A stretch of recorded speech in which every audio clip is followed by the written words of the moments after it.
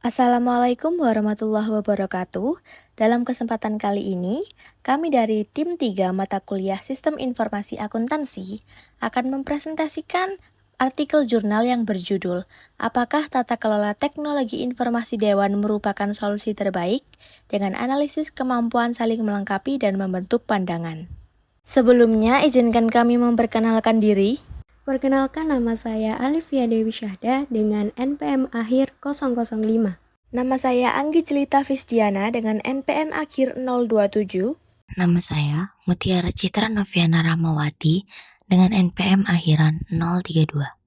Saya Dika Indriana dengan akhiran NPM 041.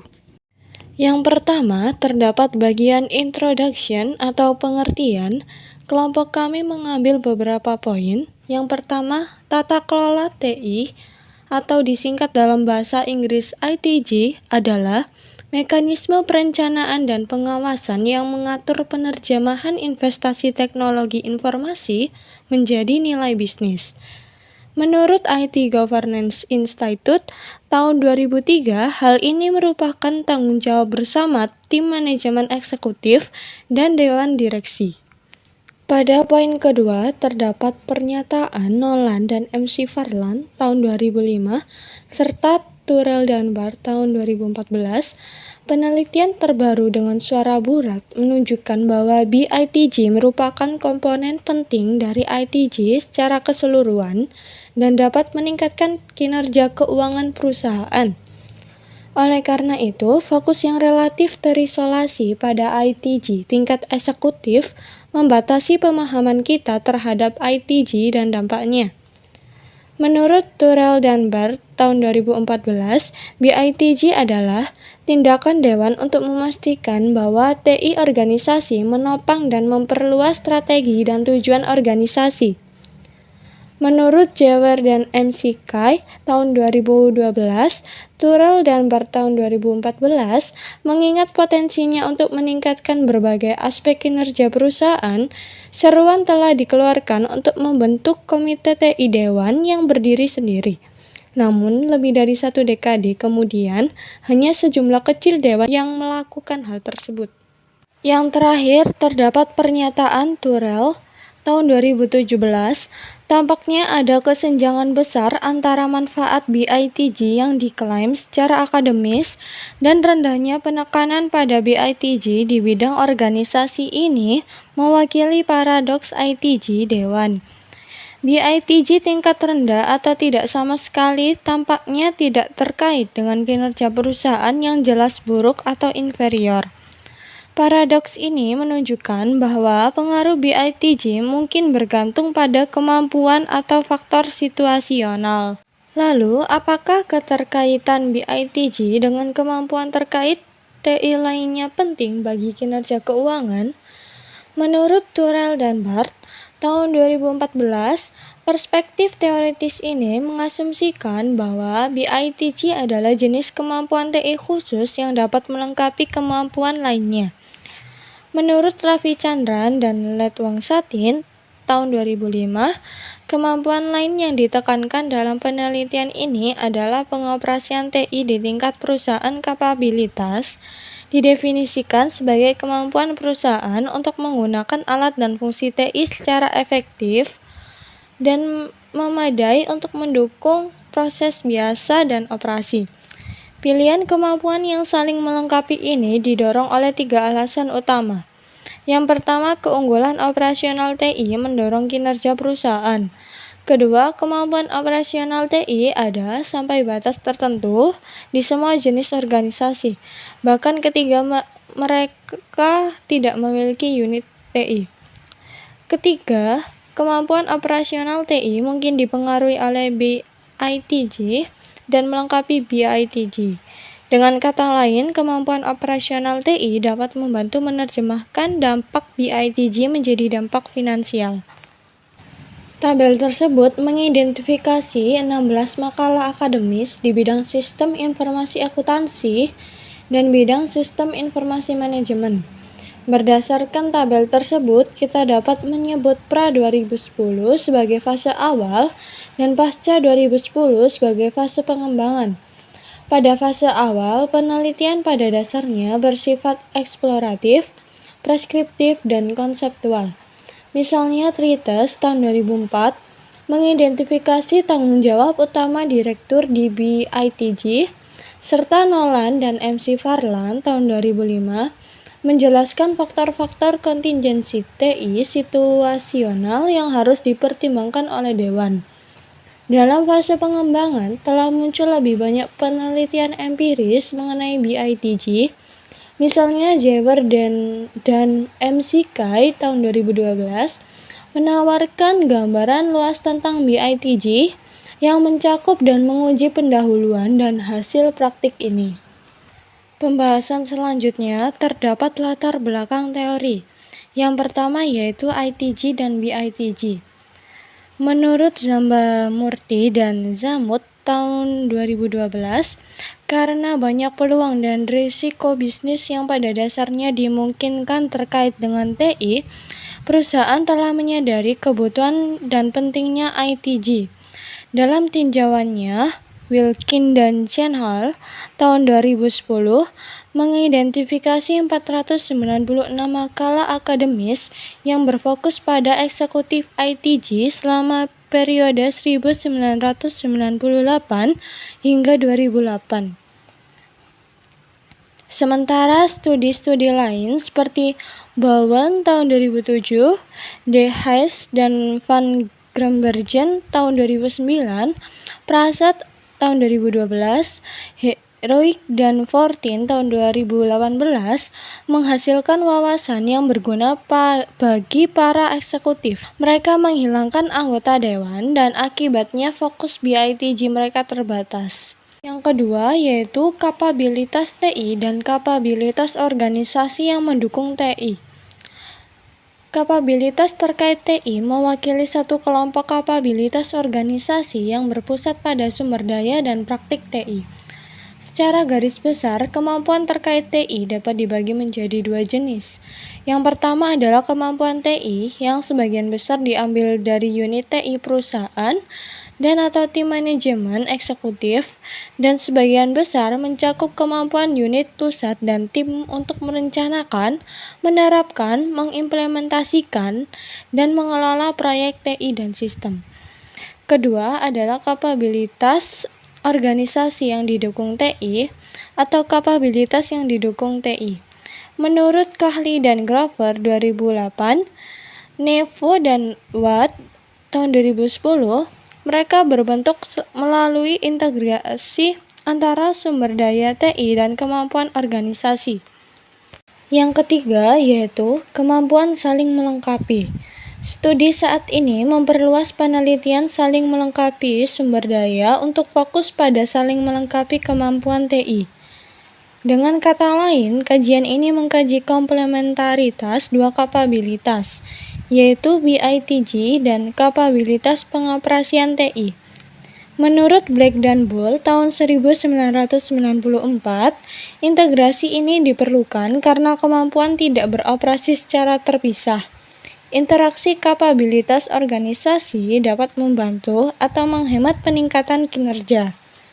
Pandangan serupa mengenai perlunya mempelajari saling melengkapi kapabilitas TI telah diungkapkan oleh Rai dan Tang tahun 2010 yang menunjukkan bahwa dua kapabilitas TI beroperasi sebagai pelengkap untuk mempengaruhi kinerja kompetitif.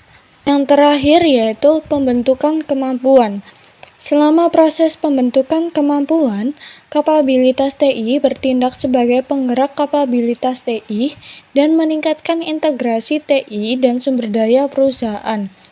Menurut Winter tahun 2003, secara khusus kapabilitas tingkat tinggi melibatkan proses strategis dan sering dianggap sebagai kapabilitas dinamis. Sedangkan kapabilitas tingkat rendah mencakup rutinitas spesifik dan sebagian besar bersifat operasional. Oke, masuk materi selanjutnya yaitu hipotesis. Nah, dalam hipotesis ini itu ada model penelitian yang diusulkan berdasarkan gambar atau pandangan yang berbasis RBV atau sumber daya perusahaan, serta dikombinasikan dengan tipologi saling melengkapi dan dioperasionalkan dengan hipotesis modernisasi, serta mediasi dan kedua kemampuan IT. Nah, hal ini itu menyatakan bahwa kemampuan operasi BITG atau Informasi Teknologi Governance dan IT itu meningkatkan kinerja keuangan perusahaan. Namun, keduanya ini melakukannya itu secara berbeda. Nah, meskipun begitu, kemampuan pengoperasian IT atau informasi teknologi itu secara langsung mendorong kinerja perusahaan atau kinerja keuangan perusahaan. Nah, BITG itu secara langsung dan tidak langsung itu juga mempengaruhi kinerja keuangan serta memodernisasi pengaruh kemampuan pengoperasian IT terhadap kinerja keuangan. Nah, model tersebut itu kemudian menunjukkan kemungkinan kompleksivitas dari interaksi dua kemampuan ini. Nah, dilihat dari gambar itu ada control variable, financial performance, broad IT governance, dan IT operating capability. Nah, kita lihat dari variable control atau control variable. Nah, itu mengarah ke kinerja keuangan atau financial performance.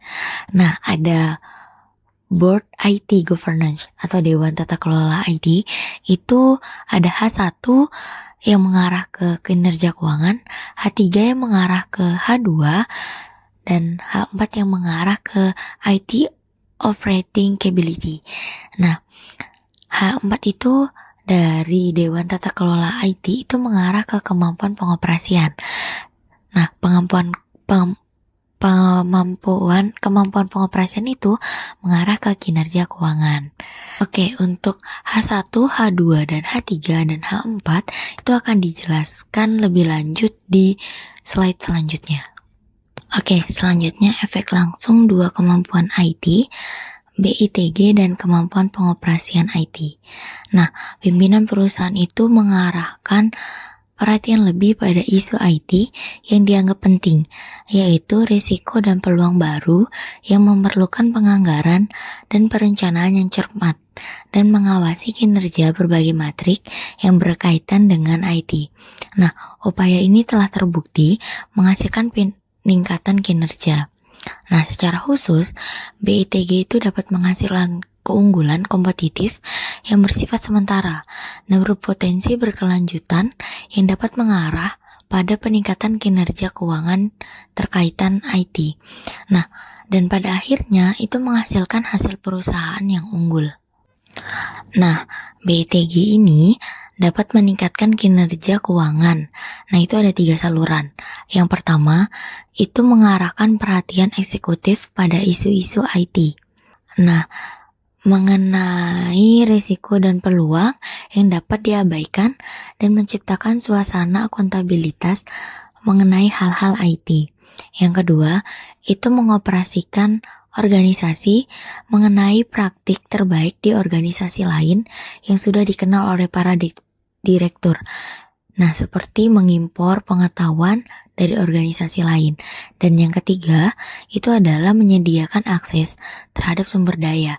Nah, sumber dayanya ini adalah keuangan, pengetahuan, ilmu, dan lain sebagainya, yang tidak akan tersedia bagi organisasi jika tidak ada kemampuan untuk menciptakan lintasan pertumbuhan, dan akibatnya itu dapat menghasilkan posisi yang lebih baik di pasar dan peningkatan kinerjanya, serta secara umum dapat memberikan dampak positif terhadap kinerja suatu kapabilitas yang bernilai, terdistribusi secara heterogen, dan tidak dapat berpindah secara sempurna. Nah, BITG ini tuh mempunyai 3 kriteria di atas. Makanya terbukti meningkatkan kinerja keuangan dan mereplikasikan itu menjadi H1 dan H2. Nah, H1-nya itu adalah tingkat BITG itu berhubungan positif dengan kinerja keuangan, dan H2-nya adalah tingkat kemampuan operasi IT itu berhubungan positif dengan kinerja keuangan. Nah, selanjutnya adalah meningkatkan saling melengkapi antara dua kemampuan IT. Peran moderasi positif BITG. Di penelitian sebelumnya itu telah membahas tingkatan saling melengkapi. Nah, itu karakteristik penting dari banyak sumber daya IT dan berfungsi sebagai dasar kemampuan. Baru-baru ini itu peningkatannya itu saling melengkapi terbukti meningkatkan posisi atau kinerja yang kompetitif. Misalnya, komitmen manajemen puncak terhadap IT dapat berinteraksi dengan kapabilitas IT untuk mempengaruhi kinerja perusahaan secara positif. BITG itu dapat meningkatkan pengaruh kemampuan operasi IT terhadap kinerja keuangan. BITG itu sebagai kompas untuk membantu mengarahkan kemampuan operasional IT ke arah yang lebih optimal. Nah, pengaruh kemampuan operasional IT itu terhadap kinerja keuangan mungkin perlu adanya pembaharuan dan modifikasi secara terus-menerus. Dikarenakan kemampuan baik yang kemarin itu mungkin sekarang belum cukup, mengingat beberapa dinamika industri yang berubah-ubah. Kemampuan operasional IT itu harus diarahkan dengan lebih baik, menuju tujuan yang terkini dan disesuaikan dengan kebutuhan saat ini. Kemampuan operasional IT itu akan lebih tepat sasaran dalam meningkatkan kinerja keuangan. Sebaliknya, ketika BITG itu lemah, kemampuan operasional IT itu mungkin tinggi, namun tidak disesuaikan dengan kebutuhan industri yang ada, pasti tidak lebih baik. Makanya harus ada penyesuaian antara keduanya. Nah, pimpinan perusahaan itu dapat mengajukan pertanyaan terkait IT kepada tim manajemen melalui proses. Hal ini itu bisa mengurangi asimetris atau tidak sesuainya informasi antara manajemen IT dan pemangku kepentingan, dan akhirnya mencegah perilaku opportunity manajemen IT dan memastikan investasi yang tepat dalam sumber daya IT dan kemampuan IT. Direktur itu juga sering berafiliasi dengan banyak organisasi dan memiliki pengalaman industri dan tata kelola. Oleh karena itu, mereka itu dapat memberi perusahaan akses terhadap sumber daya IT, informasi, pengetahuan, dan juga modal yang mungkin dapat diakses oleh para eksekutif. Nah, pengetahuan IT eksternal ini dapat mencakup praktek pengawasan IT yang dikembangkan di perusahaan lain atau pengalaman yang diperoleh dengan vendor outsourcing. Akses terhadap modal IT ini dapat mencakup kemampuan untuk meningkatkan dana untuk proyek implementasi sistem. Nilai tambah yang dihasilkan BITG melalui tindakan tersebut itu dapat meningkatkan pengaruh kemampuan operasional IT terhadap kinerja keuangan. Misalnya, kemampuan akuisisi terhadap penerapan IT baik tidak akan cukup jika dewan tidak memulai proyek strategi penting yang diamati anggotanya di tempat lain. Nah, jika dewan atau petinggi ini tidak dapat mengamankan atau menyetujui pendanaan untuk proyek tersebut. Nah, secara keseluruhan tadi, argumennya itu dapat memperkuat pengaruh BITG kemampuan informasi IT terhadap kinerja keuangan. Oleh karena itu, hal ini itu memunculkan H3 atau hipotesis ketiga. Hipotesis ketiganya adalah pengaruh kemampuan operasional IT terhadap kinerja keuangan dimoderasi diperkuat oleh BITG. Selanjutnya adalah membentuk kapabilitas operasional IT melalui BITG, peran mediasi kapabilitas operasional IT. Menurut teori Echelon, pilihan dan tindakan dewan atau pimpinan itu dapat tercermin dalam hasil organisasi melalui pengaruh yang dimediasi terhadap perilaku dan sikap karyawan perusahaan.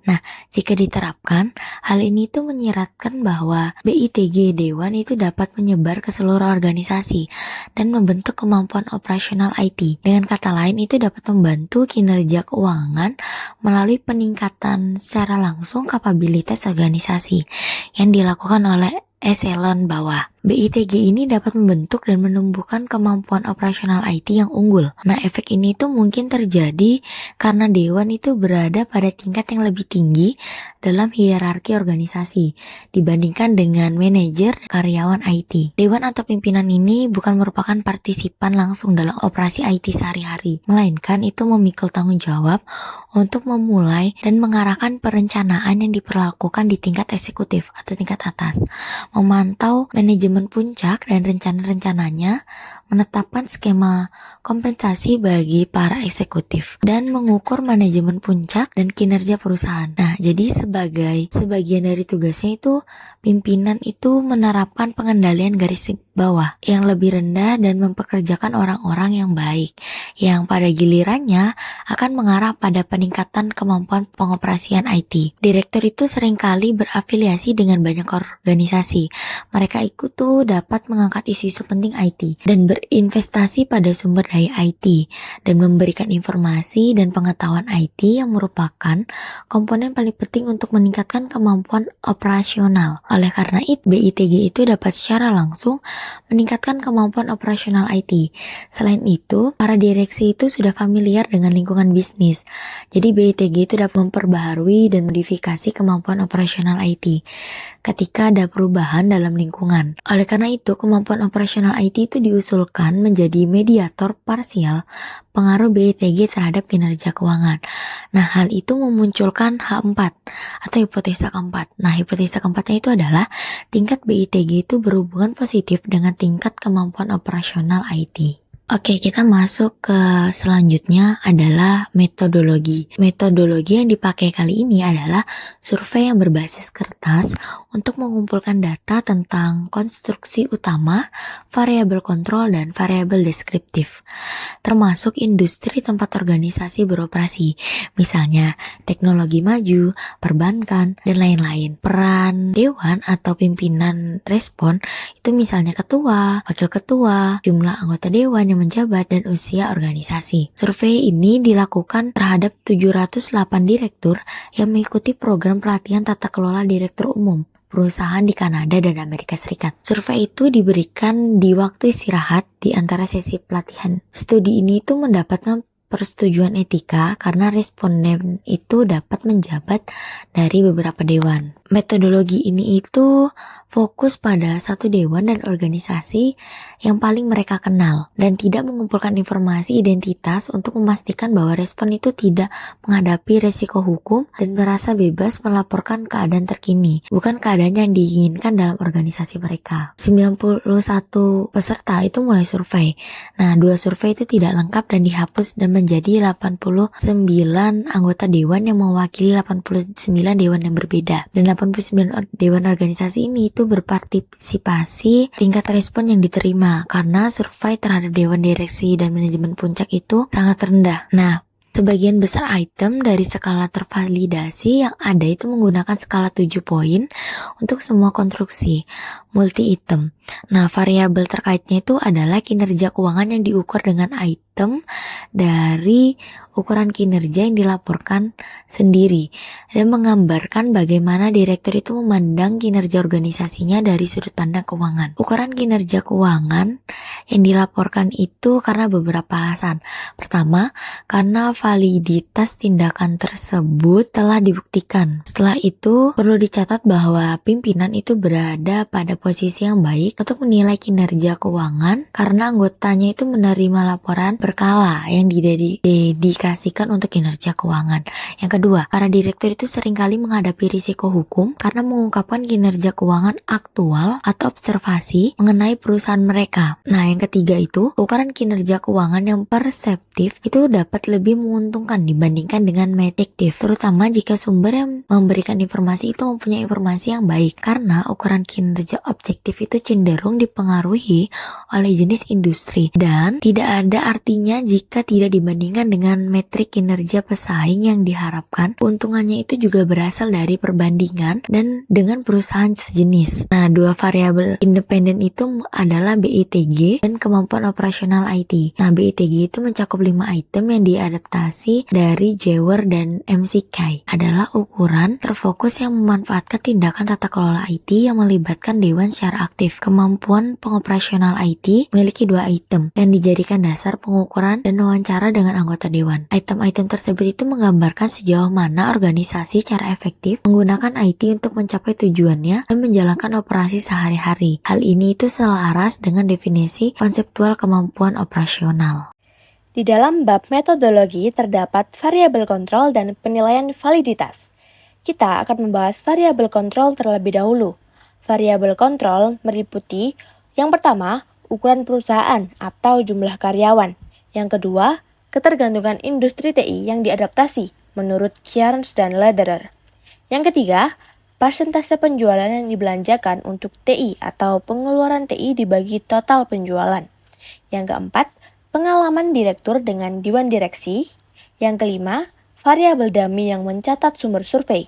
Dan yang keenam atau yang terakhir, independensi dewan atau persentase direktur luar yang dioperasionalkan dengan membagi jumlah direktur independen yang dilaporkan sendiri atau berapa banyak direktur luar yang ada di dewan. Variabel-variabel tersebut terbukti menjadi faktor penentu yang masuk akal dalam perilaku dan dinamika dewan direksi, serta kinerja keuangan.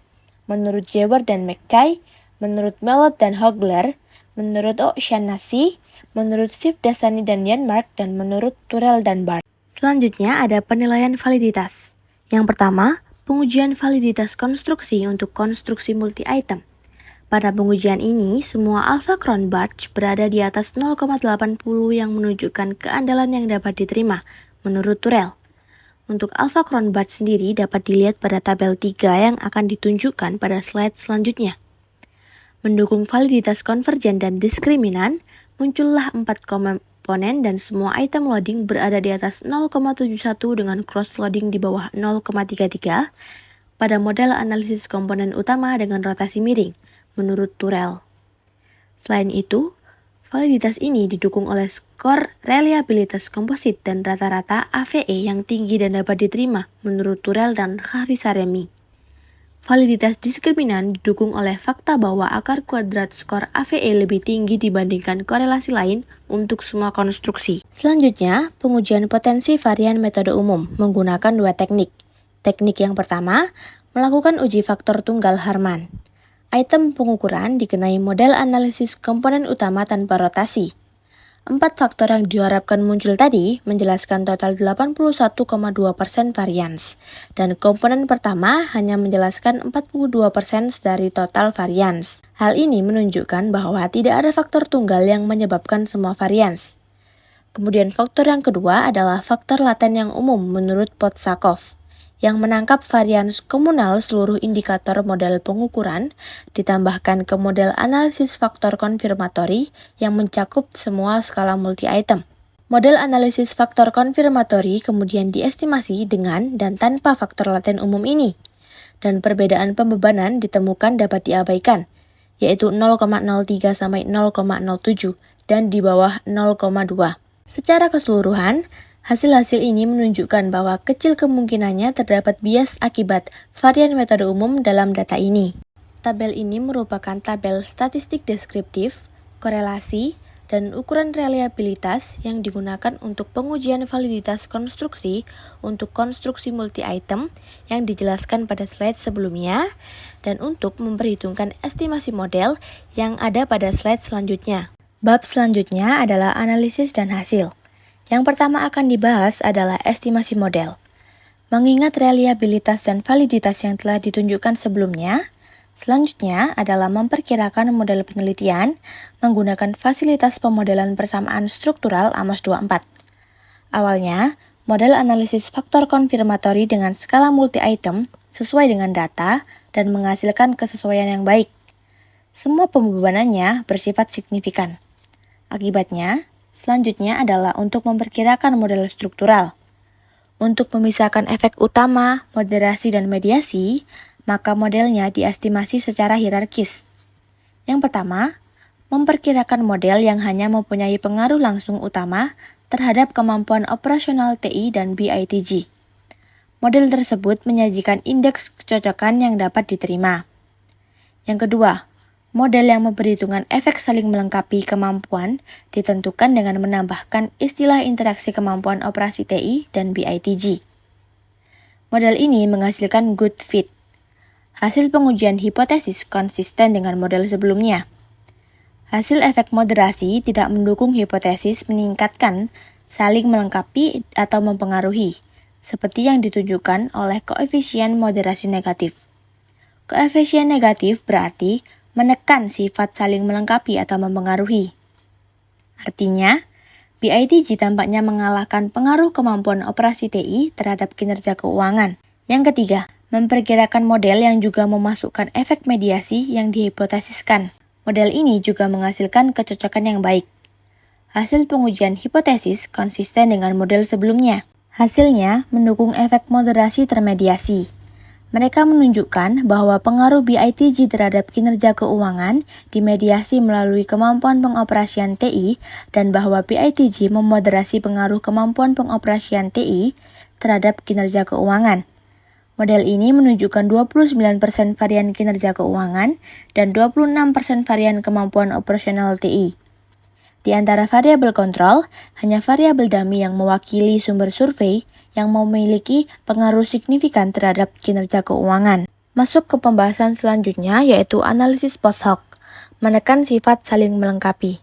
Hasilnya menunjukkan bahwa kedua kemampuan yang diminati memiliki efek saling melengkapi yang menekan atau mengurangi. Salah satu penjelasan yang masuk akal untuk efek penekanan ini adalah bahwa kedua kemampuan tersebut mungkin agak berlebihan. Telah dicatat bahwa kemampuan dapat bertentangan dalam situasi tertentu dan berfungsi sebagai pengganti satu sama lain menurut Shreyok dan Cleese-Eberl. Ringkasnya, keberadaan satu kemampuan mengurangi kemampuan-kemampuan lainnya untuk dimanfaatkan secara optimal. Dengan mengintegrasikan pandangan-pandangan ini, keberadaan kemampuan di tingkat yang lebih rendah dapat membuat pengawasan dan keterlibatan dewan di tingkat yang lebih tinggi menjadi kurang berdampak karena kemampuan di tingkat yang lebih rendah menimpa dan atau mengganggu yang tingkatnya lebih tinggi.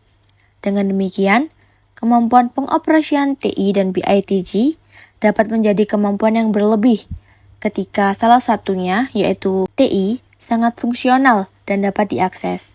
Maka pentingnya dan kebutuhan terhadap yang kedua, yaitu BITG, serta kemampuannya untuk berkontribusi terhadap kinerja keuangan menjadi berkurang.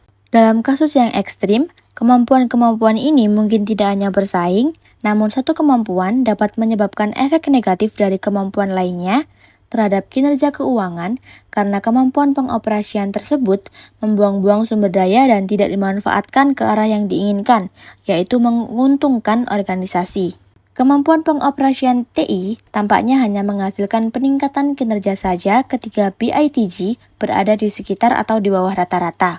Ketika BITG tinggi, maka kemampuan pengoperasian TI tidak berpengaruh terhadap kinerja keuangan dan mungkin dalam kasus yang ekstrim, BITG yang sangat tinggi bahkan dapat menimbulkan dampak yang negatif. Baik, selanjutnya masuk dalam pembahasan atau discussion. Nah, penelitian ini itu menelusuri apakah BITG berinteraksi dengan kapabilitas IT lainnya memengaruhi kinerja keuangan. Hasilnya menunjukkan adanya hubungan komplement penekan antara BITG dan kemampuan operasional IT, serta sejumlah pengaruh langsung dan tidak langsung BITG terhadap kinerja keuangan. Penelitian ini memiliki beberapa implikasi teoritis. Yang pertama, penelitian ini mengungkap efek kompleks BITG terhadap kinerja keuangan. Menurut Turrell dan Barth, disarankan bahwa Dewan Direksi harus berupaya untuk mencakup berbagai permasalahan IT, terlepas dari kebutuhan IT saat ini. Hasilnya menunjukkan BITG memengaruhi kemampuan perusahaan yang didukung oleh IT berdampak pada kinerja keuangan. Kedua, dengan menggunakan resource-based view, disimpulkan bahwa BITG dan kemampuan operasional IT umumnya berkontribusi positif pada kinerja keuangan. Ya, meskipun ada situasi di mana dampaknya kurang positif dan merugikan. Temuan ini menekankan perlunya mempertimbangkan komplementaritas yang meredam dalam literatur nilai bisnis IT. Ketiga, penelitian ini menunjukkan bahwa dalam beberapa situasi, peneliti perlu mengantisipasi adanya komplementaritas yang meredam. Biasanya terjadi saat hubungan antara dua kapabilitas IT yang bersaing untuk sumber daya dan relevansi. Dan yang keempat, penelitian menyoroti pentingnya kemampuan IT yang luas, tidak hanya berasal dari unit tertentu, di mana memberikan panduan pada Dewan Direksi untuk mengoptimalkan BITG dengan mempertimbangkan kapabilitas operasional IT. Menurut Jewer dan MC Kai, banyak penelitian tentang BITG yang berfokus pada unit IT ini. dan bagaimana unit tersebut mengelola proyek dan operasi IT. Kemudian, penelitian ini juga memiliki beberapa implikasi praktis. Menurut Tippins, Sohi, Bart, Turrell, Jewett, MC Kai, Nolan, dan MC Farland, temuan kami selaras dengan penelitian sebelumnya yang mengarah pada rekomendasi untuk meningkatkan kemampuan operasional IT dan BITG, di mana BITG itu merupakan IT pada tingkat perusahaan untuk meningkatkan kinerja. Hal tersebut dapat dicapai dengan meningkatkan kesadaran tentang kontribusi IT, memberikan pelatihan bagi anggota dewan yang terlibat dalam ITG, dan berinvestasi dengan kemampuan IT untuk meningkatkan koordinasi dan integrasi antar unit organisasi. Kemudian hipotesis. Nah, hipotesis menunjukkan bahwa BITG dan kemampuan operasional IT perlu diterapkan dengan variabilitas, di mana BITG dapat meningkatkan kinerja melalui peningkatan kemampuan operasional IT. Tetapi, kemampuan operasional IT yang kuat mengurangi dampak BITG. BITG dan kapabilitas operasional perusahaan setidaknya sebagian dapat saling menggantikan, dan perusahaan perlu menemukan keseimbangan yang tepat antara keduanya. Oleh karena itu, dewan direksi yang sadar akan investasi waktu mereka mungkin ingin banyak berfokus pada ITG ketika kemampuan operasional IT masih rendah hingga sedang. Ketika kemampuan tersebut telah matang dan mencapai tingkat yang cukup tinggi, BITG menjadi tidak perlu dan mengurangi kemampuan operasional IT untuk meningkatkan kinerja keuangan. Dalam hal ini, Dewan mungkin ingin mengadopsi pendekatan lama terhadap masalah IT dan menginvestasikan waktu mereka dalam kegiatan lain, sambil tetap memberi saran terkait masalah IT. Lalu, untuk menerapkan rekomendasi ini, Dewan seharusnya memantau anggaran operasional IT, melibatkan CIO atau CTO dalam rapat Dewan, dan mengajukan pertanyaan tentang operasi IT dan melaporkan tingkat kapabilitas operasional IT organisasi. Dan yang terakhir, melakukan survei kepada karyawan untuk mengevaluasi penggunaan IT. Penelitian ini memiliki beberapa keterbatasan yang menunjukkan arah bagi penelitian masa depan. Yang pertama, konteks penelitian hanya terbatas pada Amerika Utara, sehingga diperlukan penelitian tambahan untuk melihat perbedaan di benua lain. Menurut Klintz, Reuer, dan Volonté, mengingat perbedaan regulasi dan budaya yang mungkin ada, temuan mengenai hal ini di benua lain mungkin berbeda dan perlu dilakukan pengujian kembali. Ini bisa menjadi area yang menarik untuk penelitian mendatang. Yang kedua, penelitian hanya menguji 2 kapabilitas terkait IT, sehingga peneliti selanjutnya dapat mempertimbangkan variasi kapabilitas lain. Menurut Lee dan Baskerville, hal ini akan memungkinkan perluasan pemahaman mengenai dampak saling melengkapi kemampuan IT dan menetapkan kondisi batas di sekitar temuan mengenai dampak berbagai kapabilitas. Topik menarik lainnya untuk penelitian masa depan adalah kompleksitas kapabilitas yang diaktifkan oleh IT. Yang ketiga, penelitian ini menggunakan metode pengukuran persepsi yang sudah divalidasi sebelumnya untuk kinerja keuangan. Meskipun memiliki keuntungan tertentu, penelitian mendatang mungkin dapat mempertimbangkan penggunaan metrik keuangan aktual bersamaan dengan pengukuran persepsi yang digunakan dalam penelitian ini. Yang keempat, sampel penelitian ini relatif kecil. Meskipun model yang digunakan juga sederhana, hasilnya sebaiknya dianggap sebagai awal, dan model tersebut dapat diuji lebih lanjut dengan dataset yang lebih besar. Dan yang terakhir, penelitian ini itu bersifat lintas seksional dan tidak mempertimbangkan efek waktu. Desain longitudinal di masa depan dapat digunakan untuk memahami interaksi dinamis antara BITG dan kemampuan operasional IT.